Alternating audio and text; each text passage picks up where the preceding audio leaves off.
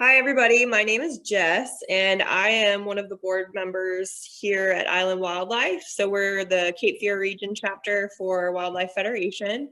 We're very excited to be hosting Jerry today. Thank you so much for agreeing to come talk for us and the 150, 200 people that are hopefully going to show up today.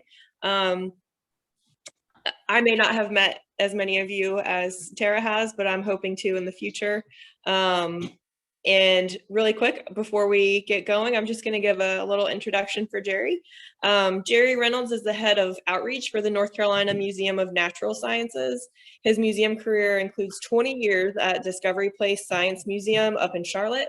He's got 3 years at Imagination Station Science Museum in Wilson and 19 years in his present position. Super cool. He has a BS and an MS in zoology from NC State, and his master's research was a mark recapture study of the scarlet snake in Carolina Beach State Park, where he lived for 2 summers in the park's campground while conducting his research. So everybody, please join me in welcoming Jerry, our guest speaker today. Thank you so much. Thank you so much, Jess, and thank you, Tara, for hosting this program too. And I'm going to go ahead and jump right into it and talk possums.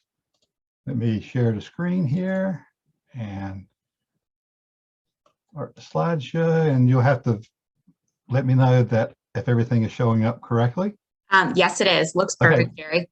Okay, great. Well, the amazing Virginia opossum, and I know that with this large group, you have probably different levels of knowledge already about the opossum. So hopefully you will learn something about the opossum in this presentation.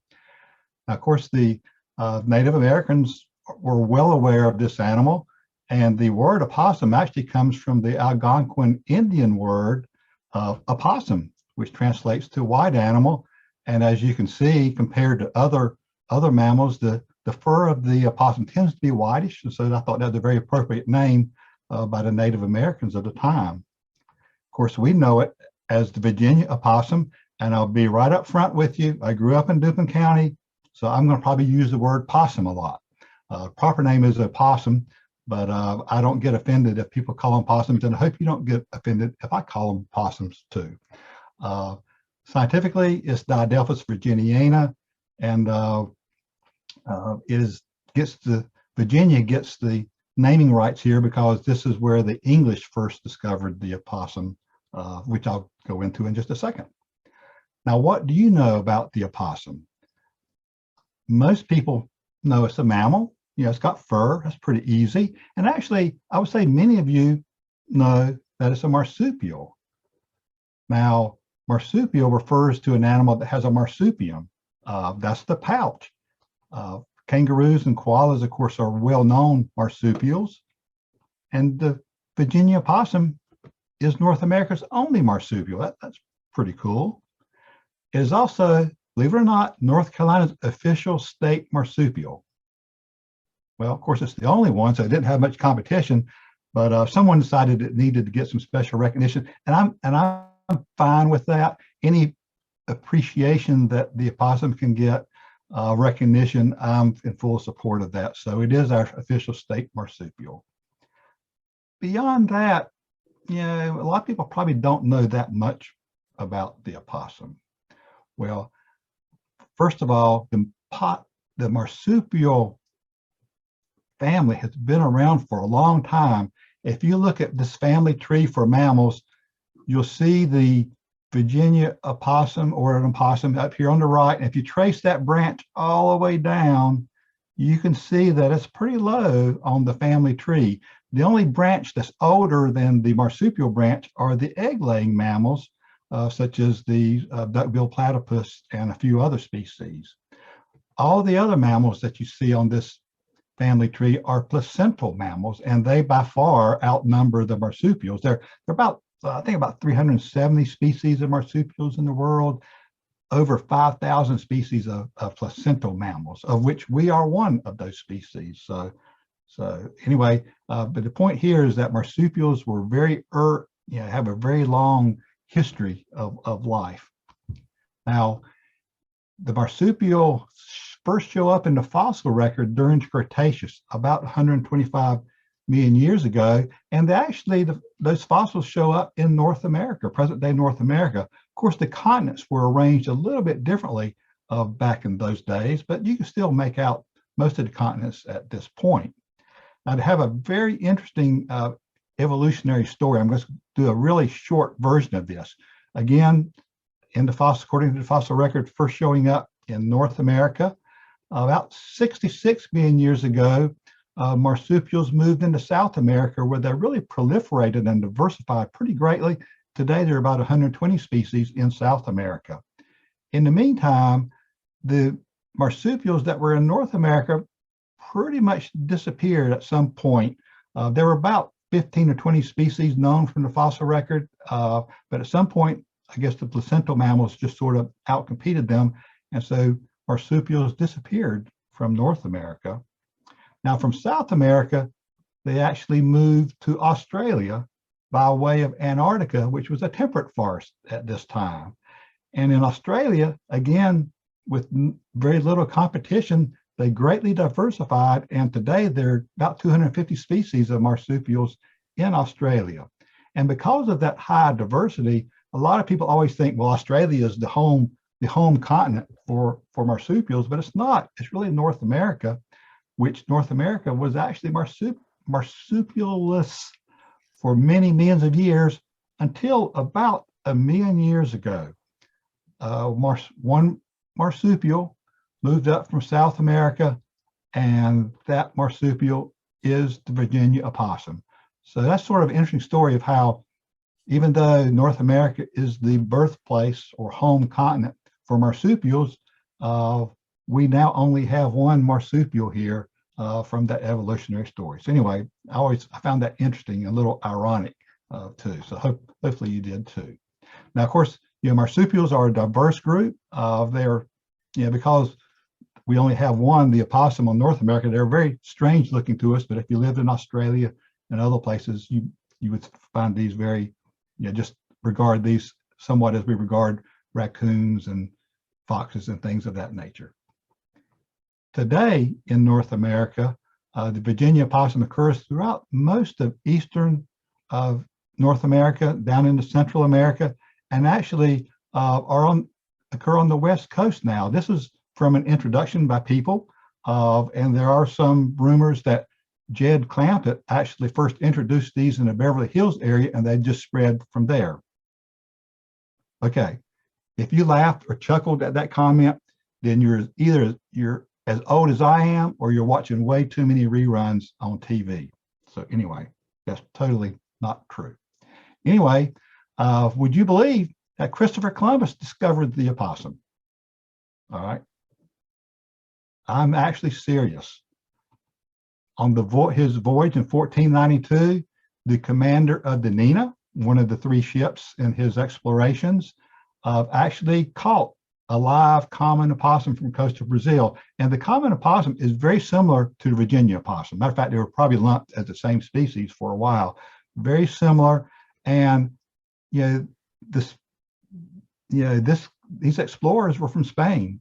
They had never seen a marsupial before. They'd never seen an opossum before. This was a strange animal to them, particularly catching one, a female with young in the pouch.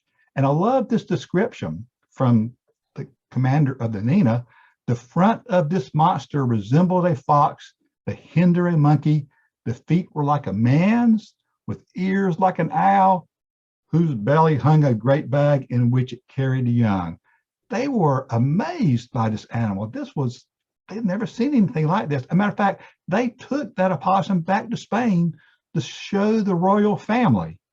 Unfortunately, it was dead by the time it got there, but still, they marveled at this animal. They had never seen one like this before. So they, the early explorers of the area thought that this animal was amazing. Now, Captain John Smith of Jamestown and Pocahontas fame in the 1600s. Okay, I'm sorry. That's the real Captain John Smith. Sorry, I don't want the Disney police to come after me with that illustration. Anyway, but seriously, Captain John Smith, he was perhaps the first English person to see the opossum. In this case, it was the Virginia opossum, and it was in the state of Virginia, and that's why it was named that way. Matter of fact, he is the one who got the name opossum from the Algonquin Indian word for the opossum that he learned from them. And of course, we sort of, changed the spelling around. But again, he was amazed at this animal, and his description also shows that an opossum hath a head like a swine, a tail like a rat, is the bigness of a cat. Under her belly she hath a bag wherein she lodgeth, carrieth, and sucketh her young.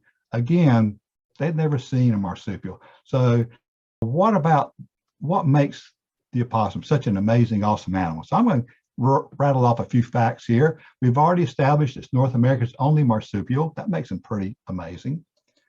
They live almost anywhere, from wilderness to the city. Wherever you're living, I bet you have a possum very close to you. I have opossums right back there, very close to me.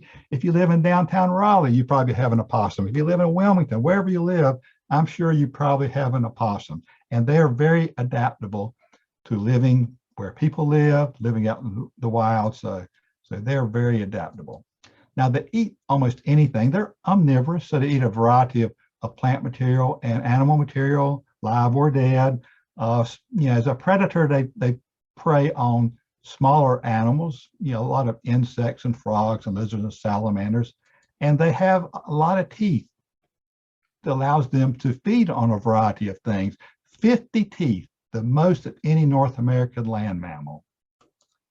Now, they also have the shortest gestation period of any mammal in the world, about 12.5 days from conception to birth. And at birth, this is not a real opossum, but they're about the size of a bumblebee. They're very small when they're born.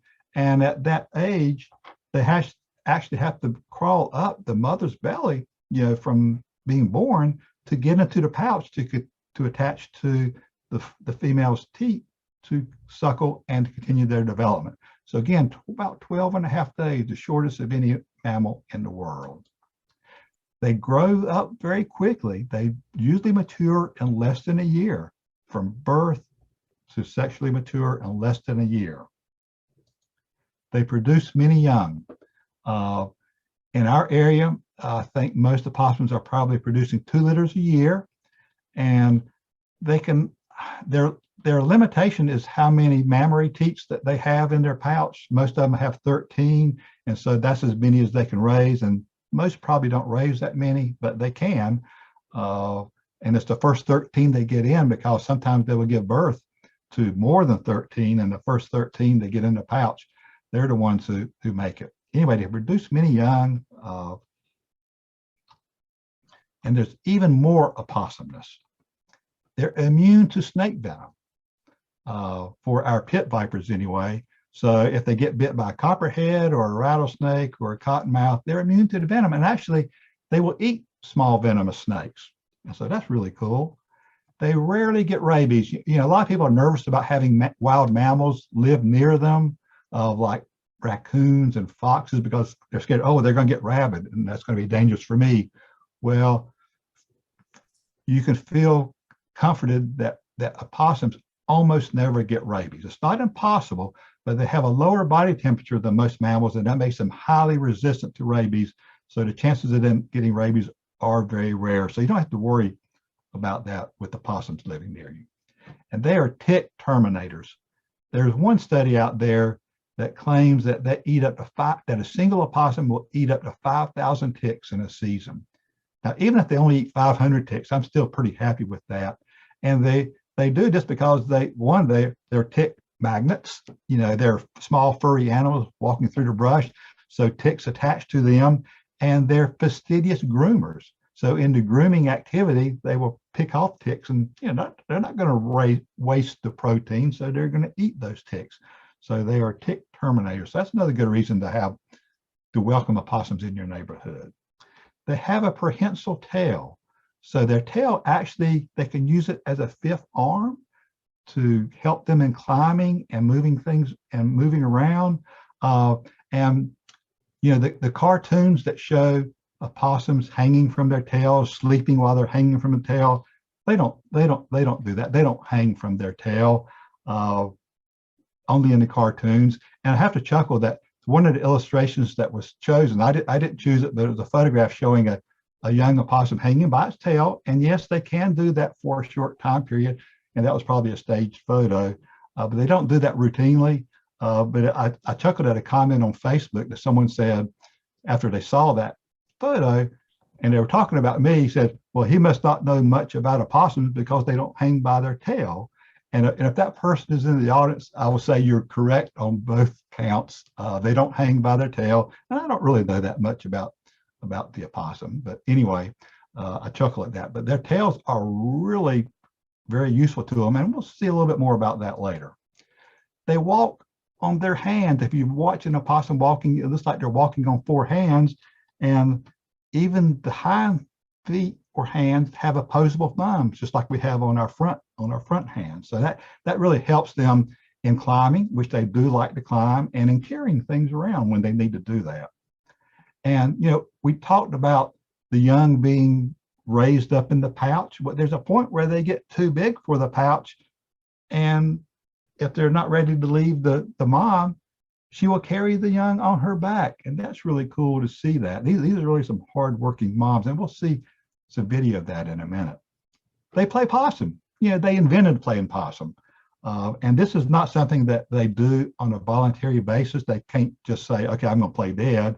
It's actually more of a reflex response to extreme fear that they sort of faint and play dead. And it's believed that has value in that if a predator is attempting to kill the opossum, and if it appears to already be dead, then perhaps it will stop whatever it's doing to kill the opossum.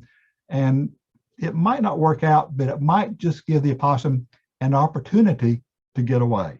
So anyway, so that's an advantage of playing possum. So I hope that you will agree with me that they're really cool animals, totally amazing animals. And all of this you can read in books and get from other sources or attending webinars such as this, but there's a lot more to the opossum. Unfortunately, for most people, the only experience that they have with actual experience with an opossum is on the road. And it's not a very pleasant experience for the opossums, not a very pleasant experience for the person. But for most people, and opossums are very common animals, particularly here in the Southeast and North Carolina. But unfortunately, all people see are what they see on the road. And that's not really a good portrayal of this animal. And if you're lucky enough to see a live opossum during the day or night, then you usually see this. The opossum is scared. It's going to show those 50 teeth to try to scare you away because it doesn't want to get hurt. So again, if you see one in your garage or in your neighborhood and you get too close to it, you're going to see sort of this scary little animal that's like a big rat that's showing the teeth at you. So again, they need some serious PR work about them. So hopefully I will show you some of that. I mean, you got to admit, there's nothing more adorable than a little young opossum, which are called joeys, just like kangaroos are called joeys. And I know there probably are some animal rehab people in the group, and very well how sweet these animals are because you see them living. You see them when they're not scared. You see them feeding and doing their normal possum activities. So you do get a chance to see them when they're not trying to cross the road or being scared of people. So they are really sweet, adorable little animals, and nothing cuter than that. And I will have to admit that I've got a master's in zoology. I grew up primarily focused on reptiles and amphibians, and I knew about opossums. I knew they were out there, but I really never had the chance to spend time with an opossum to really learn more about about the way they live and how cool they are. Now, I moved in Johnson County, where I am right now, in 2004. And at some point, I bought a Bushnell trail camera, and I put it out there to see what wildlife I had in the woods behind my house. And of course, saw the usual things of foxes and raccoons and possums and deer and squirrels and everything else. And I thought that's pretty cool. So I knew possums were back there. If it's on the back porch, I think we've got, okay, somebody got muted. All right. That was some possum talking back to me, I think. Anyway, Uh, if you look at the date, and with the trail cam videos, you can usually see the date of when the video or photo was taken. So on New Year's Day, 2020, I decided to put a trail camera at this hole. I didn't know what was using the hole, but I could tell some animal was coming and going out of this hole. So I said, okay, yeah, I moved the cameras around and let's see what is here. And so I get the memory card out a few weeks later, and I see that this possum is using the hole. I said, that's cool. I mean, I knew opossums were back there. I said, well, yeah, maybe I just leave the camera there and see what the opossum does. So I still have a camera at that same, what I call a possum hole, 2.5 years later. This is where I live. This is where I am right now in Johnson County. And in the woods behind my house, you'll see that I actually have 2 possum holes. I call them possum hole 1 and possum hole 2, and they're very close to each other. This is possum hole 1, and possums don't really dig their own holes. They don't really have the feet and all for that. So they utilize existing burrows. Of course, they go up in trees, hollow trees, fallen over trees. So they use existing structures for places to sleep. Yeah, they're mainly nocturnal, so they're usually sleeping during the day. But anyway, this is a large oak tree with a smaller sourwood next to it that in some previous storm, the wind partially pushed the tree into a lean. Not enough to make it fall over, but enough to raise the root ball up, created a cavity underneath that root ball. And that, I don't know who first used this hole, but possums are using it now. And so again, they utilize an existing resource in the woods here. Now this is possum hole 2, and this is a tulip tree that pushed over even a bigger lean, but it got caught by a bigger tree. So another tree is actually holding it up. Both trees are still alive. And again, the root mound went up, created a cavity, and then an opening that perhaps was enhanced by a mammal that created a possibility for a possum to reside in there. And of course, this is where they would reside during the day, sleeping. And I think they have more than one place that they move around within the habitat. So they may use different ones at different times of the season. Now, these possum holes are very close to my house, very close to where I am right now. Less than 300 feet in that direction is where the possum holes are. So there's probably might be a possum hole, might be a possum in there right now, maybe thinking about waking up, or maybe when it gets a little bit darker. Now, of course, I'm using another trail camera model now. Bushnell was fine, but I'm using a Browning camera now that has a better video and image quality, which I like to get a good quality image. And so I've got a camera on possum hole 1 right now, and I've moved it around different places to get some different vantage points. But again, 2.5 years of watching this possum hole, and I'm learning something new all the time. Now you may wonder, what in the world does the inside of these possum holes look like? So I'm going to fly this drone right into possum hole 2. No, it's not a drone. That had to be a pretty small drone. It's a GoPro camera on a monopod that I just sort of stuck in there. But you can see you're looking at underneath of the roots of the tree, that tulip tree in this case, and you can see leaves that possums have brought in there. And I did this when I knew there was no one in the hole. I wouldn't want to stick a camera in there when the possum was sleeping. And then this is possum hole number 1, the main one I've been watching continuously all this time. And it's a little bit deeper. It's got a few side chambers, which is hard to see in here, but I go into the main chamber here, and this was taken maybe about 1.5 years ago. And look, I was so surprised to see a mushroom growing in there.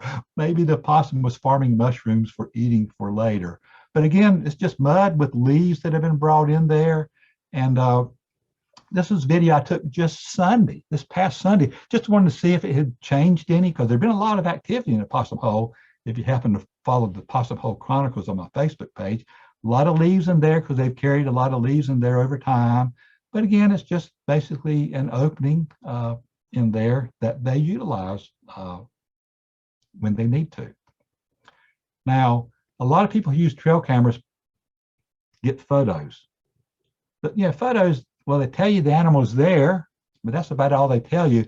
I set my trail cameras on video because I wanted to see I mean, I knew they're there, but I wanted to see their behavior. I was hoping the video would help show me how they live. And given it's just at one small place that I have a camera, so I want you to meet Mr. Bighead.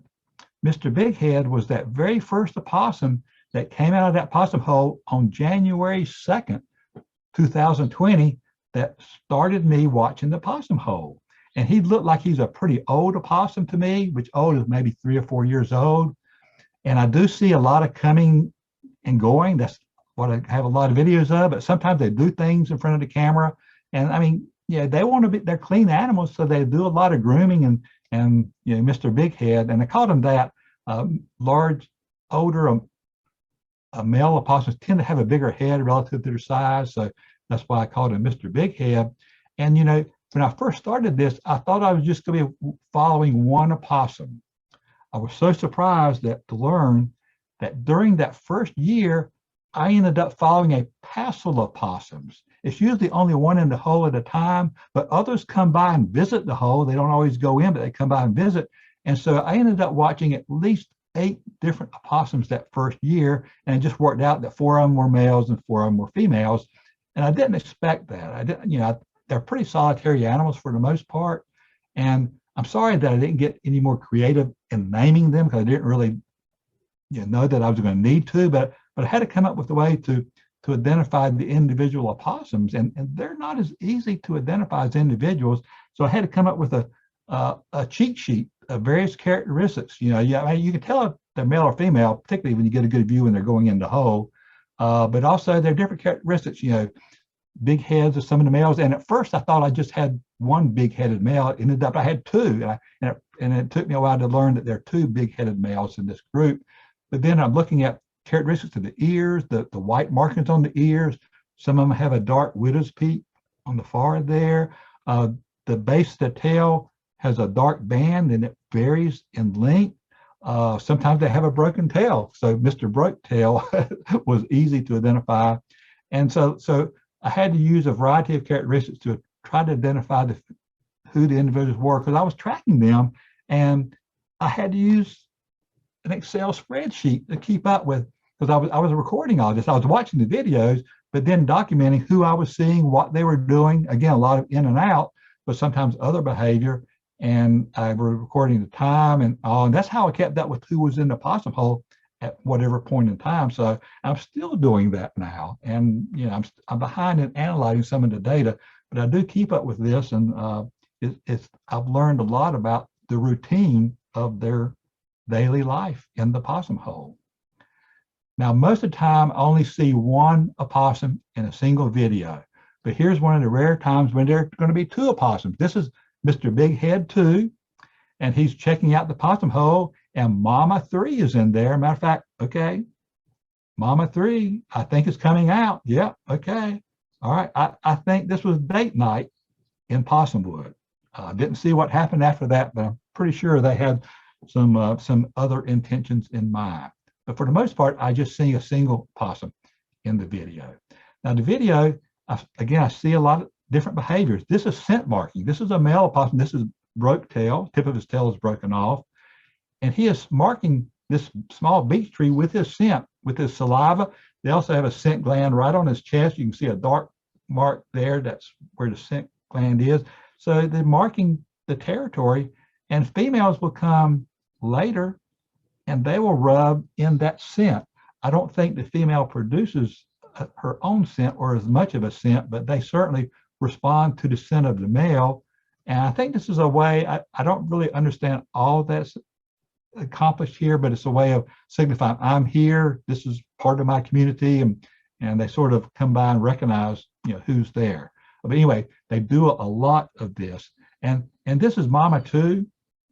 And you know, even though they're mostly nocturnal, I do get some daytime footage, and she loves this Christmas fern. She comes and rubs on this Christmas fern all the time. You might say that she's rather fond of this fern because she does do this all the time. And you might also notice that, well, yeah, this, and again, you can always see the date of when this video was taken. This was in mid-April. And you might notice that she's a little big on the pouch region. So she certainly has some joeys in her pouch at this time. And you can see that she's also rubbing on the burr there, and she scratches a lot. Matter of fact, I should have named her Scratches, because in almost every video she ends up scratching. So she's got an itch there. But anyway, it's really cool. Even though I have such a small window to see their lives, it's really cool to see some of these things that, again, no people are around. So this is their natural behavior when they're not scared of a person or some predator. So it's really, really cool to be able to see in through this window of the trail camera. Oh my gosh, what is wrong with this opossum? It's got leaves stuck to its rear. Okay, all right. For those who know opossums, you know I'm just joking with you there. This is the coolest thing to see, and I see a lot of it. They can, that prehensile tail, they can use it to carry things, and they don't want to sleep on the mud, so they carry leaves into the possum hole. And I know they do this in other places too, but it's so cool to see this. And of course, I've got lots of videos of this doing that, mostly at night, but some daytime videos. And both females and males do this. This is, I forget which male this is. This is one of the older males there. He's carrying his share of leaves in there when he's sleeping in there. And again, usually it's only one possum in there at a time. So carrying leaves in there is really cool. And, you know, I really wasn't sure, how did they get the leaves in the tail? Did they take their tail and swoop it around? And I really never knew that. Maybe some of you knew how they did this, but I didn't know it until I got this video. So right in front of the camera, this female opossum shows you how she does it. She picks up the leaves with her mouth, she moves them to her front feet, then to her hind feet, and then pushes them into the curled up tail with the hind feet to grab a hold of the leaves. So isn't this cool? And once she has enough leaves, then she'll carry them into the possum hole. So again, until I got this video, I really didn't know how they did this. Perhaps you did, but I didn't. So again, the trail camera lets me see what they do and how they do it, at least this part of their life. So really, really cool. Now, this is in April, and this female opossum, she's got a really fat pouch. And wow, look at this one. This is in July. Again, there are two different litters, and you see the tail of a baby opossum hanging out of her pouch. I'm not sure if she can get in that possum hole too. That hole is not that big, but I don't know, she might can, but I have no clue how many joeys are in that pouch, but they're big, and she has a pouch full. She barely squeezes out there, and I mean, must not be the most comfortable thing of carrying a load of joeys around, but they do it. Most of them do it twice a year in our area with the two litters of joeys they have. And here's another one, and I included this clip just because, watch. Yeah, she catches it, what looks like a cricket or another insect, and eats it. And I rarely see them eat anything. You know, they're out there foraging, and I think they eat whatever they find when they find it, because they never bring anything back to the possum hole to eat. And again, they're foraging on whatever's out there, small critters that, again, I think they're eating while they find them. And they're just out there looking for it and probably eating all the time, but I very rarely see them in the actual video feeding. And look at this. I don't see this very often, but it's so special when you see a mother opossum with joeys riding on her back. And there's some hanging out of her pouch too. I think she has about 4 or 5 joeys, looking at all the tails hanging out. But they're going into the possum hole, and the one on top's hanging on so it doesn't get knocked off. So it's really cool when I do see that. And I just keep hoping to see it more. And this is the female opossum I've been following this year. She has at least 3 joeys that I know of.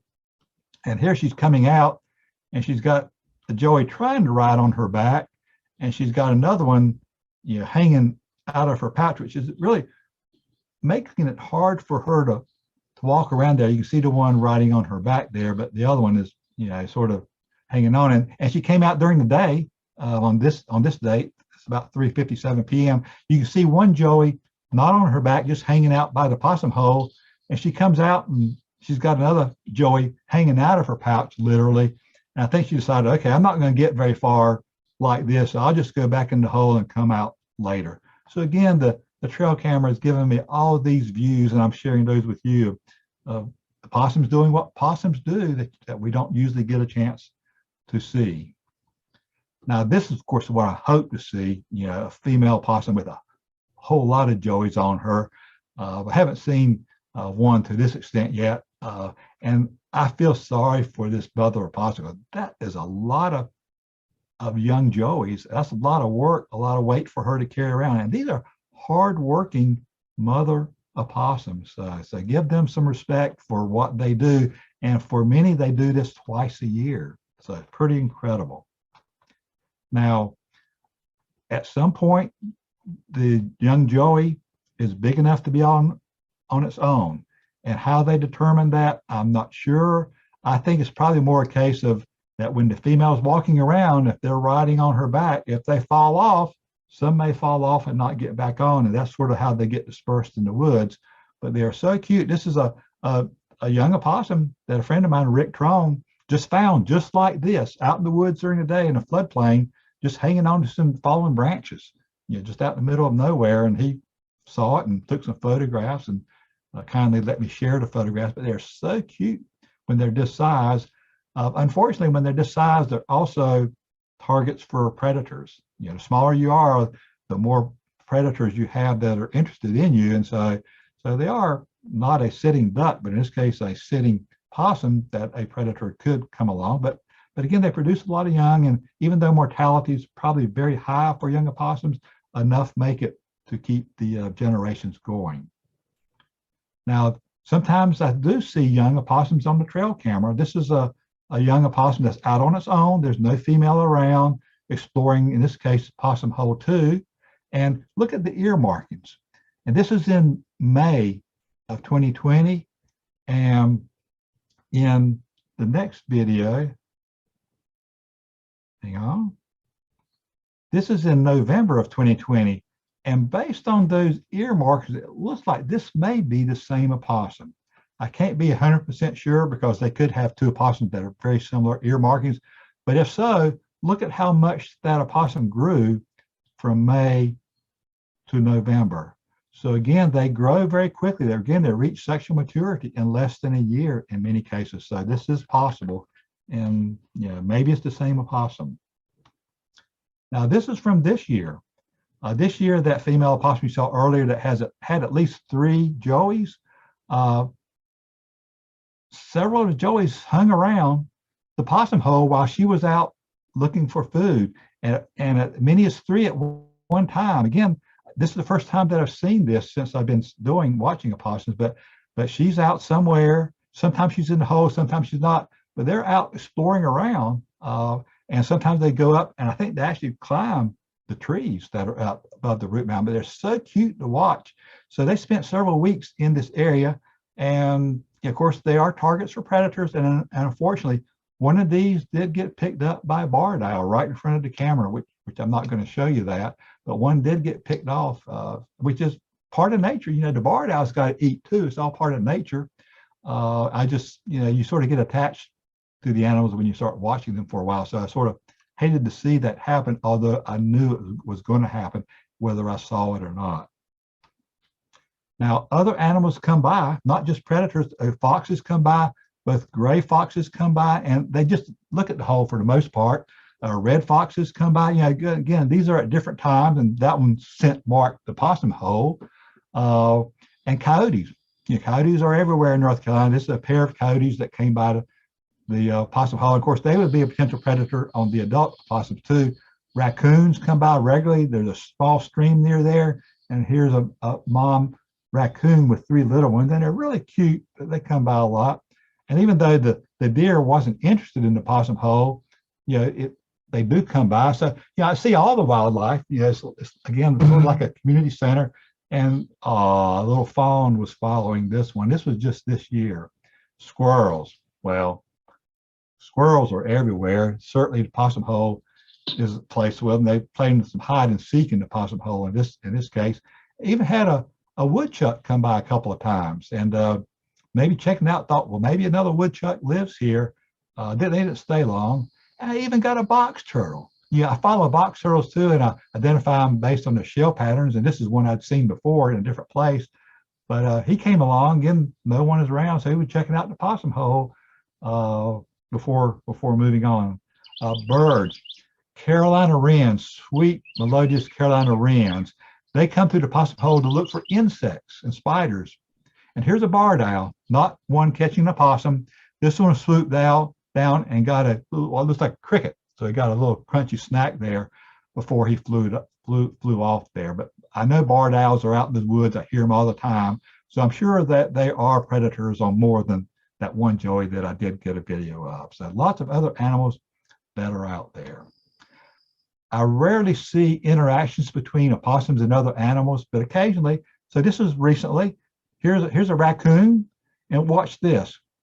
You know, raccoon has challenged the opossum to get off the log, and you know, the opossum just backs up, says, "Hey, well, if you don't want me to go that way, I'll go around, go a different direction." So the opossum goes and then walks under the log. That log is crossing a small stream, but the raccoon is still in the area and not real happy with the opossum there. So he comes back, and again, watch, if you can see it on your screen, the opossum just turns around, faces the raccoon, shows those teeth, and then that's usually enough. Yeah, and again, I think that's usually enough, and the raccoon goes on its way and the opossum goes on its way.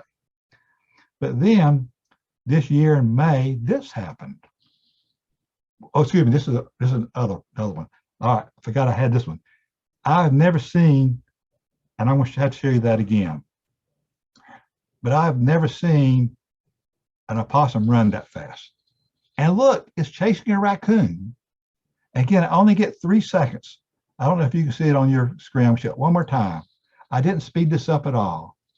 I wish I knew what happened before and after that. So all we get are 3 seconds of a possum running as fast as it can, chasing a raccoon. Have no clue what happened before and what happened after. But I guess it's okay to still have some mysteries in nature.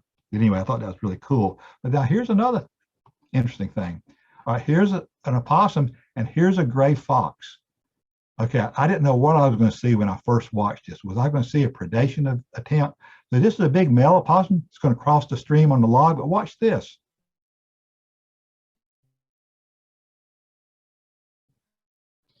Well, look, that's a female fox. Did not want that opossum to cross on that log. So he grabbed his tail and pulled him off. And again, I don't know what the intention was. I only showed you a short clip there. And that is a pair with a male, excuse me, this female fox is paired with a male fox. And so they have a family of young kits in the area. So maybe the young foxes are nearby and she was trying to protect them from the opossum going to where they were. So anyway, again, we just get a snippet of what happened, but we're going to see this female fox again, because this was on May 9th. Well, this happened on May 10th at the possum hole. She's carrying one of her pups into the possum hole, that same fox. And again, a second pup. Again, I've edited this, so you're just seeing her going in. And the adult mother opossum is in the hole. Here she comes out. If you've watched the timestamp, this is between deliveries of pups. So she comes out like what in the world is going on? What are those furry things in my hole? What is going on? Is this real, or am I dreaming? Did I wake up with a bad dream? So the female opossum comes out, looks around, said, well, all right, I'll just go back in the possum hole. So she goes back into the possum hole. Again, there are 2 fox kits in the hole right now. I don't know where they are in there, but she goes back into wherever she was. And then the mother fox comes and brings in number 3, puts number 3 in the hole, and then brings in number 4. All of this in the same afternoon on May 10th of this year. And so she has 4 fox pups or kits, and they're as cute as they can be. They're really, I didn't really appreciate them taking over the possum hole like this, but it's really fun to see them. I mean, they spent a lot of time out exploring, playing like little small puppies, playing and chasing each other. And they did a lot of this. And I have a lot of video of this, which I'm not going to show you. And of course, I didn't know any of this was happening, because I get the memory cards out about every 2 weeks. So I don't know what's actually been happening at this time. And so what I didn't know was that because of all this activity of this fox family, they ate up all the memory of my memory card. So it stopped recording later this afternoon. And I didn't know that. And I wasn't due to change the memory card until several days later. So I ended up losing 6 days of recording. So I don't know what happened in those 6 days. I know the fox family moved out. The adult female opossum, she was no longer in the hole, and I don't know when that happened or how that happened, but she's no longer in there. So I just lost that time, and I really hate that there's another mystery just because the foxes showed up and they played a lot in front of the camera, which I'm grateful to get the video, but I lost some opportunity to learn a little bit about there. So activity continues at the possum hole. This is 6 days later, and that's that same female fox that moving through. She had moved the babies, young foxes, somewhere else. This is a new female opossum. This is not the original one because I can tell by the ear markings. So this is May 19th.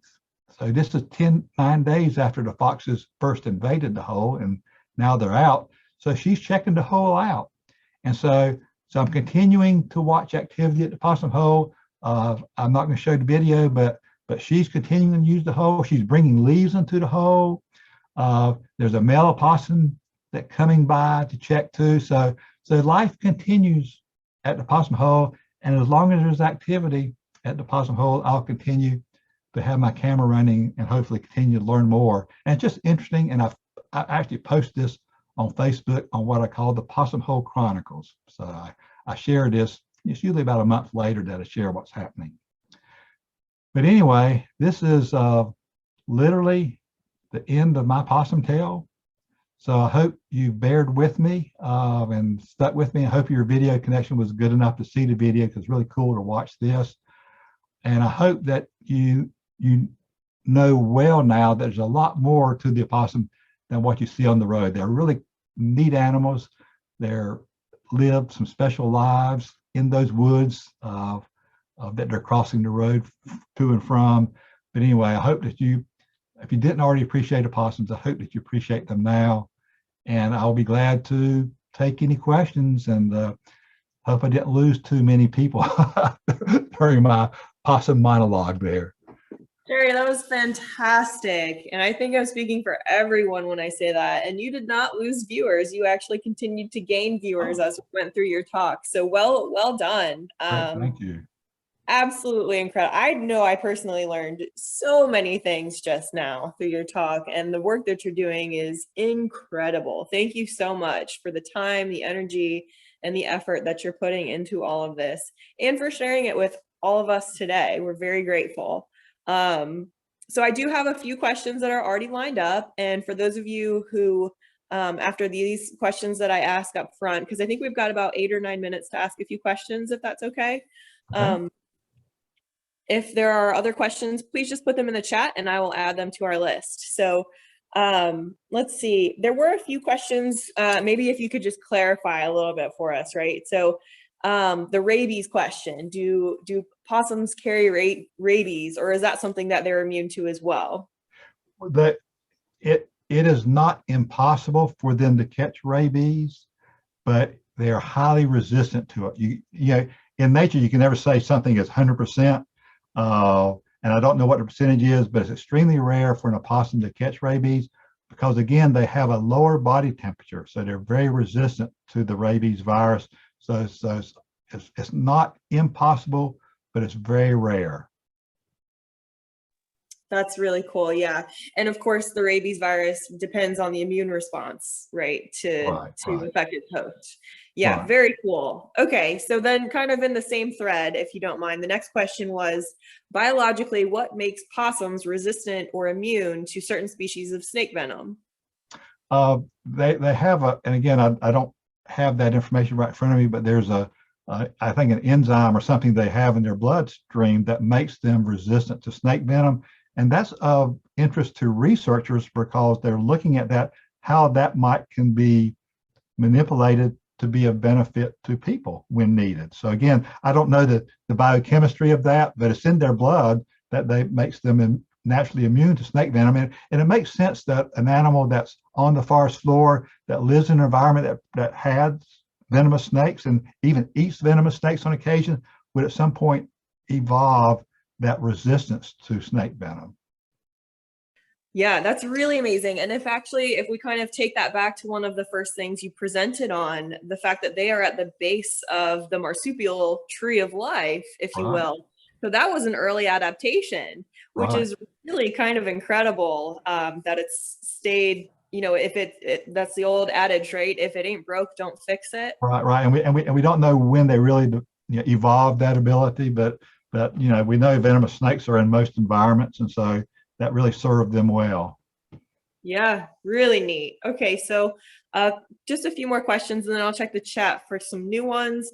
Do we have an answer to why they're mostly not nocturnal? What's the reason for that? I would say that one, there's perhaps less chance of predation. In the dark, they're not as visible, although a lot of their predators are nocturnal.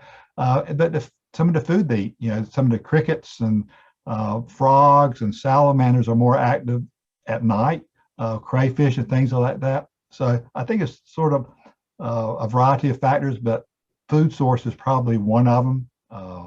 That's just when their living food is more accessible. Very good, very good. And to piggyback off of that question, what are their most common predators? Well, an adult opossum, I would say in our area, coyote. Of course, a lot of mortality on the road from ones that are crossing, but probably only a coyote is going to prey on them. For young opossums, everything.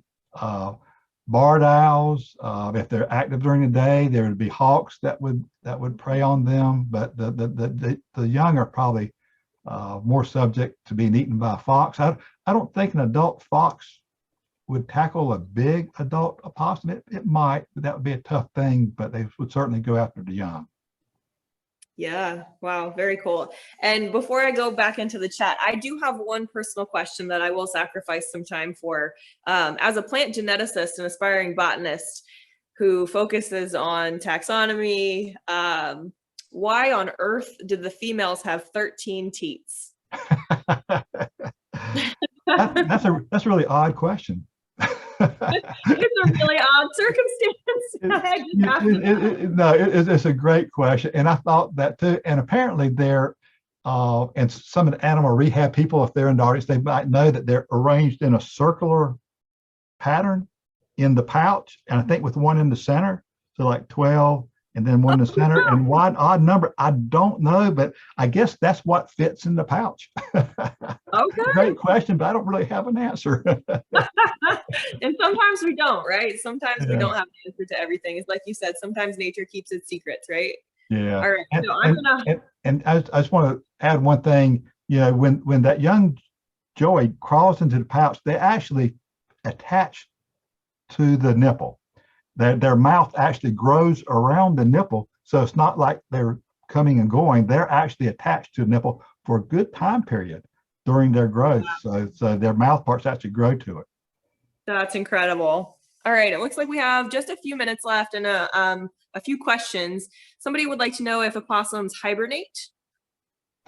No, that's really interesting. And when Europeans first in the 1600s with Captain John Smith, we believe that the Virginia opossum didn't go much further north than Virginia, but they have extended the range all the way up and right into Canada. But even up there, they do not hibernate. They are active on warm days in the winter, so they don't handle the cold very well. So up there, they get frostbite. They lose parts of their ears, tips of their tails, but they don't hibernate. They actually, I think, have utilized a lot of human structures in terms of crawl spaces and barns to help them extend their range and provide shelter for them. And I don't know whether she watched it, but Sue Harvey here in Raleigh, she replaced her garage concrete, and there was an opossum when they dug up the concrete. An opossum was living underneath that concrete. So they utilize whatever's available out there. Wow, incredibly adaptive. Very much so. That's part of their success. So we're gonna have, I think, one more question, and it's from Barb Knight. Barb's question is, why are their body temperatures so low, and why is that? I don't know that. I'm not an animal physiologist, so I don't know why an opossum would have a lower body temperature than most other mammals. I don't know if there are any other advantages to it besides being resistant to rabies, but apparently it works pretty well for them. So for whatever reasons, it's serving their needs. But again, I don't. That's a great question. Somebody tell me the answer and let me know. I would like to use that next time. Yeah, maybe we'll find that out. So do you actually, can I ask you what is their actual body temperature? And I'm sorry if you already shared that. I don't remember what it is. I'd have to look it up. Fair enough.